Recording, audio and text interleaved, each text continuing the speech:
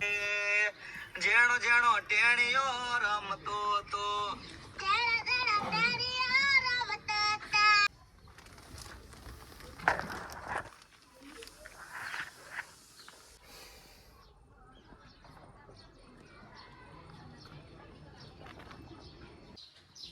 આજે આપણે ઇકો ગાડીને મોડિફાઈ કરવાના છીએ.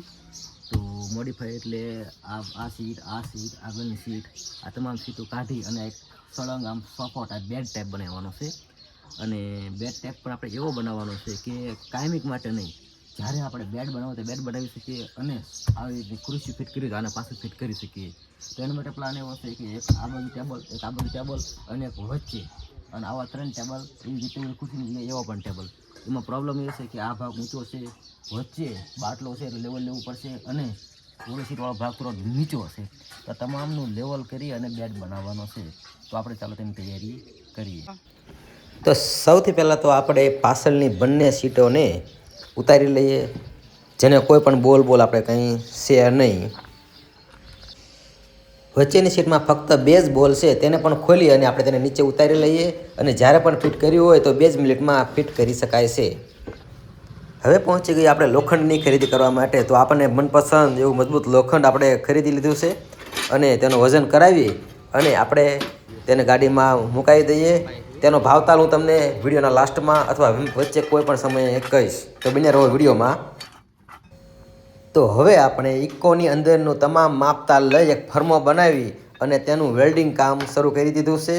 જે જીવનમાં પહેલી વાર છે, આપણને કોઈ પણ જાતનો વેલ્ડિંગનો અનુભવ છે નહીં, છતાં આપણે વેલ્ડિંગ કામ શરૂ કર્યું છે ભાઈબંધ પાસેથી. એ તમામ મશીનો હતા વેલ્ડિંગના, કટિંગ કરવાના. તો મશીનને તમામ વસ્તુ લાવી અને આપણે વેલ્ડિંગ કરવાની શરૂઆત કરી દીધી છે. ફ્રેમની ચારે સાઈડમાંથી આપણે માપતાલ લઈ અને એક જ સાઈડ ફક્ત પારવા ટાંકા માર્યા છે. અને થોડા સમય આપણે માપતાલ લેતા જઈએ છીએ અને એક ફ્રેમ તૈયાર કરી નાખી છે.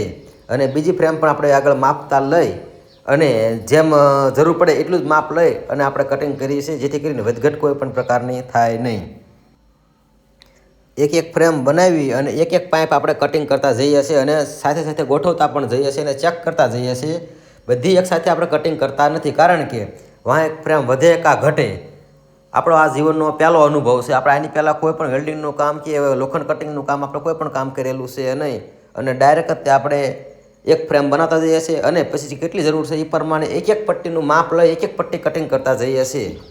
તો એવી રીતે આપણે ફ્રેમ કમ્પ્લીટ બનતી જાય છે. વેલ્ડિંગ કામ આપણે જે કાચું કર્યું છે, કારણ કે ફ્રેમમાં ખાલી 4 બાજુમાંથી ફક્ત એક બાજુ કટિંગ કરીએ છીએ. અને જેમ જરૂર પડે તેમ એક પટ્ટી મૂકી અને માપતાલ કમ્પ્લીટ લઈ અને આપણે વેલ્ડિંગ કરતા જઈએ છીએ.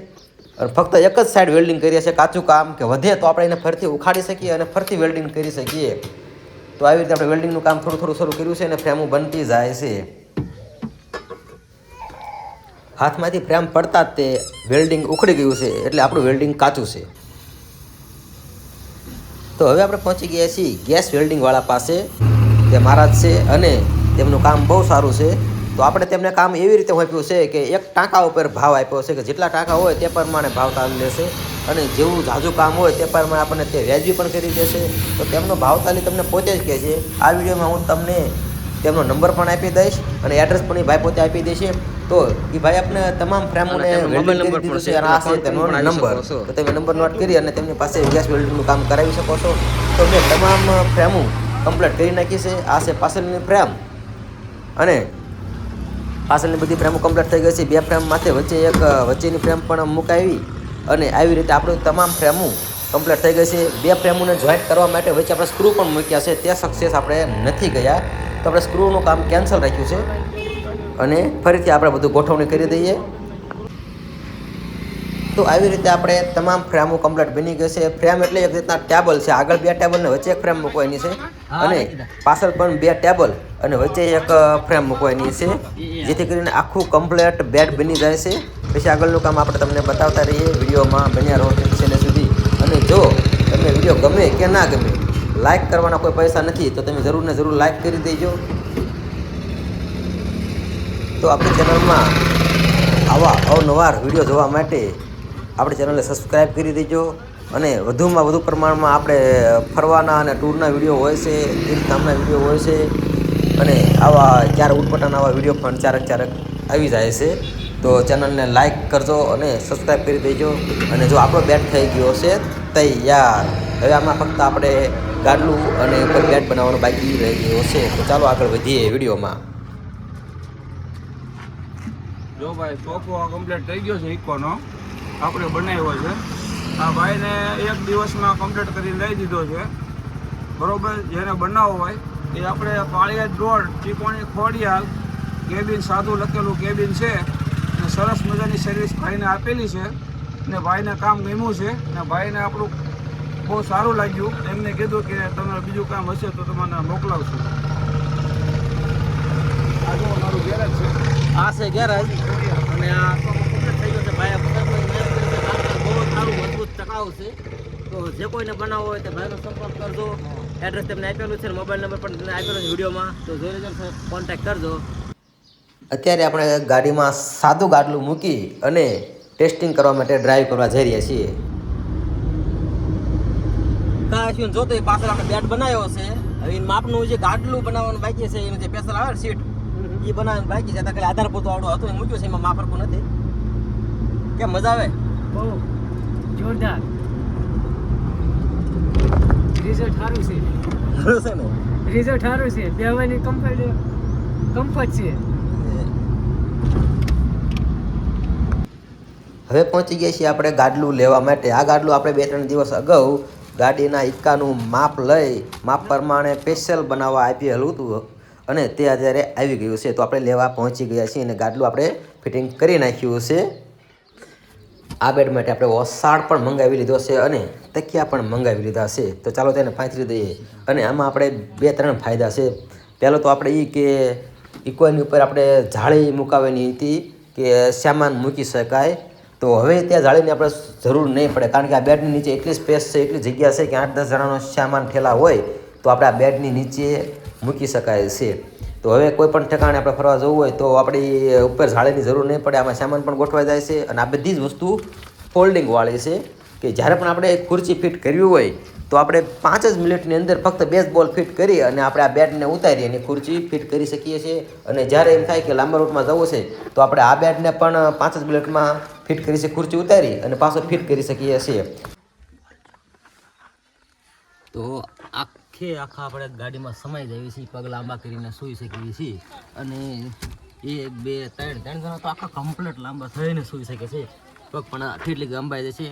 બહારથી લાંબા વ્યક્તિ હોય તો કદાચ ન સમાય, પણ તો એ થોડી ઘણી જગ્યા એટલી વધે છે, 1.5 ફૂટ જેટલી, એટલે આરામથી ફોન મોબાઈલ ઘુમાડી શકાય છે.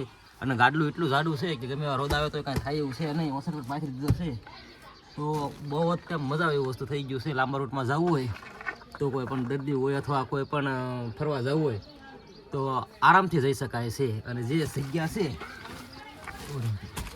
તો અહીંયા પણ એક વ્યક્તિ આરામથી બેસી શકે છે, એટલે પણ બેસી શકે છે અને અહીંયા પણ બેસી શકાય છે.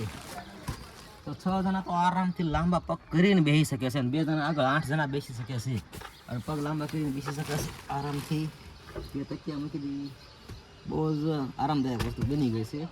તો આમાં ખર્ચાની વાત કરીએ તો ખર્ચો તો બહુ ઝાઝો નથી થયો, પણ એ આપણે કમેન્ટ કરો તેમાં ખર્ચો આપણે જણાવશું. ઓશિક ઉપર આપણે મૂકી દીધું છે. ઓશિકા ઓસાર કમ્પ્લેટ છે અને આખા લાંબા થઈને આરામથી સૂઈ શકાય એવું છે. ફૂલ જ મજા આવે છે. લાંબા રૂટમાં હોય તો પણ મજા આવશે. તો લાંબા રૂટના પ્લાન છે અને ખરેખર મજબૂતી અને આમ કોઈ પણ જાતનો અવાજ નથી આવતો. ગાડી આપણે ચલાવીને પણ જોઈ લીધી છે. ખરેખર આમ મજા આવે છે. તો તમારે કોઈને બનાવવું હોય તો આપણે તો નથી બનાવતા, જાતે મહેનત કરવી પડશે અથવા બીજા કોઈને દેવું પડશે.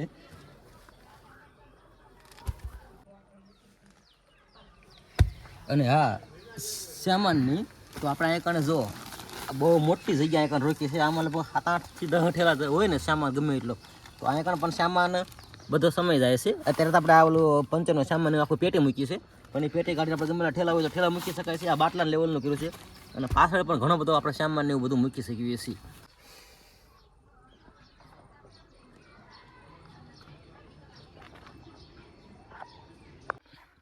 તો ફાઇનલી આપણું મોડિફાઈ કરવાનું થઈ ગયું છે અને જો કેવું આરામદાયક બની ગયું છે. તો તકિયું પણ આપણે મૂકી દીધું છે અને મારી હાઈટ પ્રમાણે હું તો આખો ગાડીમાં હમાઈ જાઉં છું. તો જો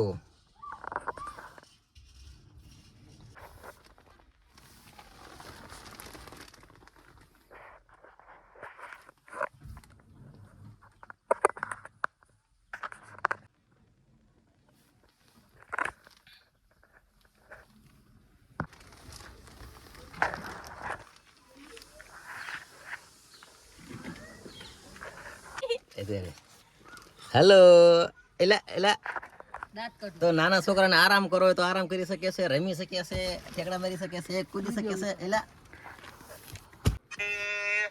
જેણો જેણો ટેણીઓ રમતો તો એ ઇન્સ્ટામાં વિડીયો બનાવતો તો એ જેણો જેણો ટેણીઓ રમતો તો